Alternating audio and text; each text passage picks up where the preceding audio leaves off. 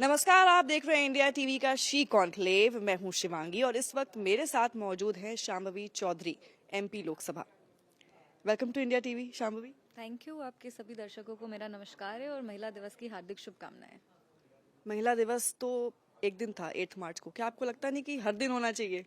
देखिए, हम तो हमेशा कहते हैं कि हर सशक्त नारी के पीछे एक सशक्त नारी होती है। मेरे पीछे मेरी माँ है, तो मेरे लिए महिला दिवस हर दिन है। हम हर नारी का सम्मान हर दिन ही करते हैं और हर दिन मेरे लिए महिला दिवस है। यही रीजन है कि विमेन एम्पावरमेंट भी यहीं से आता है। जब महिलाएं ही ऐसी बात करेंगी कि हर दिन उन्हीं का दिन है, तभी होगा। फुल कॉन्फिडेंस होना बहुत ज़रूरी है, सबसे बड़ी बात यह है। लेकिन आज की जो मॉडर्न लड़कियां हैं, स्ट्रगल कर रही है करियर के बीच और पर्सनल लाइफ दोनों को मेंटेन करना, बैलेंस करना बहुत मुश्किल है। और आपने कम उम्र में ही बहुत सारी रिस्पॉन्सिबिलिटीज़ देख ली है, तो आप कैसे मैनेज करती हैं, कैसे स्ट्रगल कर रही हैं, और क्या आपको लगता है कि जो पूरा सिस्टम है वो फीमेल्स के लिए उतना सपोर्टिव है? देखिए, सबसे पहले तो अगर हम लोग बात करें महिलाओं की, तो उनका जीवन सही में कठिन होता है, क्योंकि महिलाओं पे एक सामाजिक जिम्मेदारी होती है, जहां उसको अपने करियर को भी, अपने सपने को भी पूरा करने के लिए समाज ही हौसला देते हैं, और फिर घर का भी जो जिम्मेदारी है या परिवार की भी जो जिम्मेदारी है वो भी जो है वो नारी को ही उठाना पड़ता है। पर हमको लगता है कि अगर इस संसार में कोई ये कर सकता है तो वो सिर्फ नारी ही है, जो अपने करियर के साथ साथ अपने घर को भी संभाल सकती है। जो माँ दुर्गा है, माँ लक्ष्मी है, माँ सरस्वती है, वो इतना ताकत महिलाओं को ही दी है। तो डेफिनेटली एक बैलेंस बना करके रखना पड़ता है। हम सोशियोलॉजी के स्टूडेंट हैं और हम लोग हमेशा ये पढ़ते आए हैं कि कैसे महिलाएं डबल शिफ्ट में काम करती हैं। जब वो पूरे दिन अपने ऑफिस में काम करती हैं और ऑफिस के बाद वो जब घर जाती हैं, तो उनको घर का भी काम जो करना है वो रिस्पॉन्सिबिलिटी भी उन्हीं पर होती है। पर समय बहुत बदल रहा है। अभी हम लोग हमेशा देखते हैं कि जैसे जैसे समय बीतता जा रहा है, वैसे वैसे जो पुरुष हैं परिवार में, उनके भी पारिवारिक कार्यक्रम में जो भागीदारी है वो बढ़ती जा रही है। And I think it's a positive change. महिलाओं को हमेशा एक बैलेंस बना करके रखना पड़ता है। They have to strike a balance, and ये डिफिकल्ट है, ये कठिन है, बट महिलाएं ही हैं जो ये कर सकती हैं।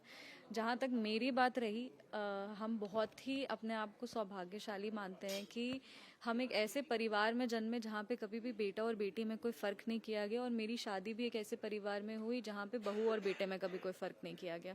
तो मेरे को दोनों तरफ से परिवार का पूरा सपोर्ट मिला। पर बहुत सारी ऐसी महिलाएं हैं जिनको वो उस तरह का सपोर्ट शायद नहीं मिल पाता है। बट अगर उनको परिवार से नहीं सपोर्ट मिलता है, तो हमारी संस्कृति, हमारा धर्म उनको ये हौसला हिम्मत देती है। और I think women across the field are doing exceptionally well। वो पॉलिटिक्स हो, वो एजुकेशन हो, वो साइंस एंड टेक हो, वो व्लॉगिंग हो, डिजिटल कंटेंट क्रिएशन हो, जर्नलिज्म हो। Look how many women journalists we have today। So I think समय बदल रहा है और समय के साथ साथ जो रोल्स हैं महिलाओं के, वो उसमें भी परिवर्तन आ रहा है। पार्लियामेंट में जब आप बैठती हैं तो क्या आपको ऐसा लगता है कि जो वेटरन्स हैं या फिर जो सीनियर लीडर्स हैं उनकी बातों को ज़्यादा तवज्जो दी जाती है, जो एक्सपीरियंस्ड हैं? आपके कंपैरिजन में कभी आपको ऐसा फील हुआ कि just because you are a female या फिर आप एक यंग लीडर हैं तो आपकी आवाज़ उतनी नहीं सुनी गई, उतनी सीरियसली नहीं ली गई जितनी एक्सपीरियंस्ड लीडर्स के साथ होता है? देखिए, एक्सपीरियंस तो हर जगह काउंट होता है। वो सिर्फ इसलिए नहीं होता कि क्योंकि हम एक महिला हैं तो मेरी बात को नहीं सुना जाएगा, और कोई मेरे से सीनियर है तो। सीनियरिटी को तो हर फील्ड में तवज्जो मिलती है। ऐसा नहीं है कि सिर्फ पॉलिटिक्स में ही सीनियरिटी मायने रखती है। हर जगह सीनियरिटी मायने रखती है, और हमको लगता है कि बड़ों का आशीर्वाद, सम्मान हमेशा करना चाहिए, और उनकी बातों को भी हमेशा सुननी चाहिए। अगर उनके बात को ज़्यादा अहमियत मिल रहा है तो उसमें कोई ख़राब बात नहीं है। और जहां तक रही पार्लियामेंट की बात, तो आई थिंक ये सारा क्रेडिट हमारे यशस्वी प्रधानमंत्री श्री नरेंद्र मोदी जी को और हमारे स्पीकर ओम बिरला जी को जाता है कि वो एक ऐसा सिस्टम क्रिएट किए हैं जहां पे कभी भी ऐसा किसी को नहीं फील हो सकता कि आपकी आवाज को दबाया जा रहा है। महिला होकर के, युवा महिला होकर के हम ये कह रहे हैं कि युवा महिला क्या, युवा पुरुष की भी आवाज को वहां नहीं दबाया जा सकता है।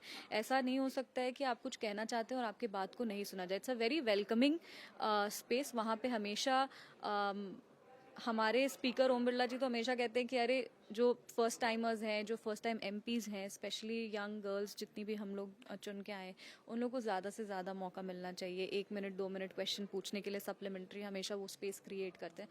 तो आई थिंक पार्लियामेंट में इस तरह का डिस्क्रिमिनेशन तो नहीं देखने को मिलता है। इनसाइडर चीज़ आपने बताई and that is a very positive thing. लेकिन आगे बढ़े बिहार से लेकर दिल्ली तक, हेडलाइंस में विमेन सेफ्टी हमेशा रहती है और बहुत इंपॉर्टेंट भी है। आप एक यूथ लीडर हैं, आप एक फीमेल लीडर हैं, क्या आपके पास कुछ out of the box ideas हैं, क्या कुछ इनिशिएटिव्स हैं जो आप जिनका आप इस्तेमाल करके विमेन सेफ्टी की ओर एक कदम रखेंगी? देखिए, विमेन सेफ्टी बहुत ही अहम चीज़ है, क्योंकि हमेशा जब महिलाएं सेफ होंगी, हम लोग हमेशा ये कहते हैं कि महिलाएं जब सेफ होंगी तभी वो आगे बढ़ सकती हैं प्रगति की ओर। बट मेरा ये मानना है कि महिलाएं जब सशक्त हो जाएंगी तो वो अपने लिए सेफ स्पेस क्रिएट कर ही लेती हैं। तो हम लोग को विमेन एम्पावरमेंट के लिए काम करना चाहिए, महिलाओं को एजुकेट करने के लिए काम करना चाहिए। एजुकेशन जो है वो एक्सपोजर का लेवल बहुत ज़्यादा बढ़ाता है। जैसे जैसे महिलाएं अपने आप को एजुकेट करती रहती हैं, उनका एक्सपोजर बढ़ता रहता है, वो अपने राइट्स के लिए और अवेयर हो जाती हैं, वो अपने अधिकार के लिए बोलना शुरू करती हैं, अपने अधिकार को समझती हैं। इसके अलावा हमको लगता है कि जो सबसे ज़्यादा ज़रूरी है महिलाओं के लिए वो है फाइनेंशियल इंडिपेंडेंस।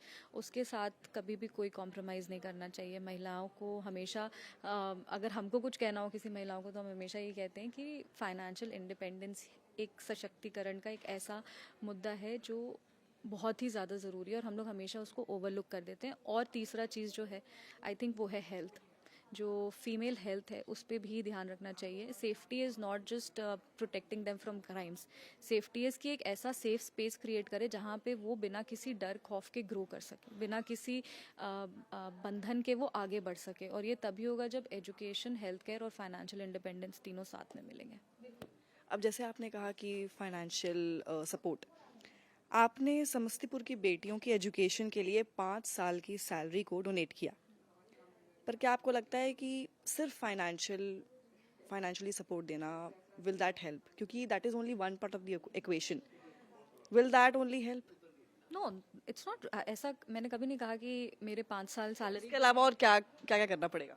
देखिए, ये जो सैलरी डोनेशन था वो था उन लोग को एनकरेज करने के लिए, फैमिलीज को एनकरेज करने के लिए। और इसके पीछे का बेसिक आइडिया ये था कि जो बहुत ही गरीब परिवार से आते हैं, अक्सर वहाँ देखने को मिला है कि जब परिवार गरीब होता है तो सबसे पहले जिस चीज़ को कॉम्प्रोमाइज़ किया जाता है वो महिलाओं के हायर एजुकेशन को कॉम्प्रोमाइज़ किया जाता है। बेसिक स्कूल एजुकेशन हो जाता है, बट जब वो आगे पढ़ना चाहती हैं तो वहाँ पे कहीं ना कहीं कटौती कर दिया जाता है। तो मेरा सैलरी डोनेशन वॉज कि हम उन महिलाओं को सपोर्ट करना चाहते हैं जो पढ़ने में अच्छी हैं, आगे पढ़ के वो कुछ अच्छा कर सकती हैं, पर उनके पास उतना फाइनेंशियल रिसोर्सेज नहीं है। तो इट्स लाइक कि आप उनको एनकरेज कर रहे हैं, आप उनको मदद कर रहे हैं और आगे बढ़ने में। बट डेफिनेटली सिर्फ किसी को फाइनेंशियली मदद करने से जो मेन सिस्टम है वो ठीक नहीं हो सकता है।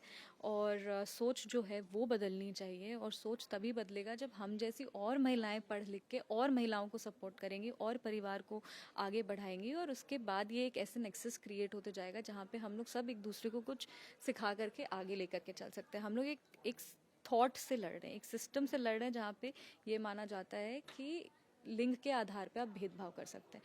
तो ये हमारे को आप कह सकते हैं कि एक सोशल ऑर्डर है जिसको हम लोग फाइट कर रहे हैं। तो एक रातों रात ये नहीं हो सकता, पर हम लोग बहुत पॉजिटिव डायरेक्शन में बढ़ रहे हैं। आपका मेन एजेंडा है वुमेन सपोर्टिंग विमेन, राइट? ये आप चाहते हैं कि ये इनिशिएट हो और इसके बाद जाके ऑब्वियसली विमेन एम्पावरमेंट की तरफ हम बढ़ेंगे। लेकिन विमेन एम्पावरमेंट आपके लिए क्या है?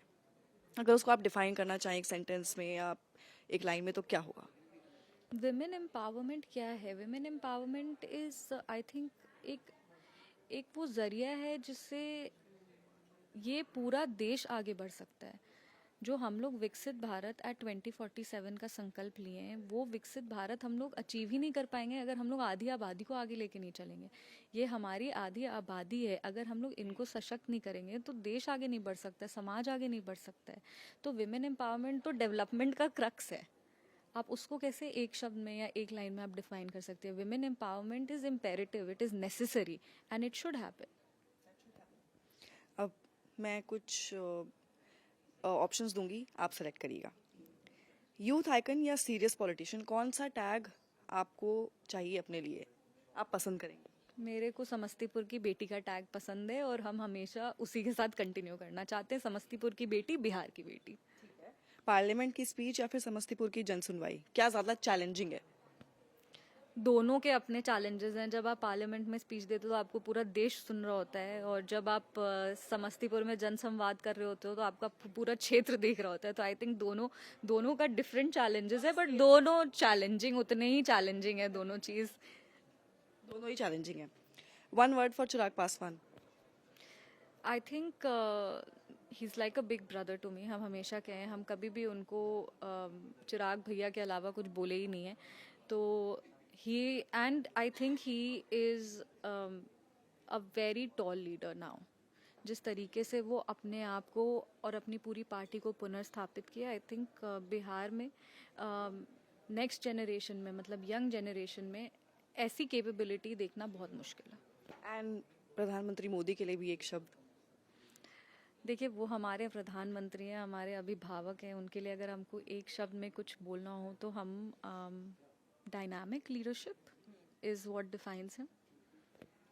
यंग लड़कियों के लिए आपका क्या मैसेज रहेगा जो पॉलिटिक्स में आना चाहती हैं? डूज एंड डोंट्स क्या रहेंगे? डूज में तो सबसे पहले कि अपने सपने पे भरोसा रखो. That is very important.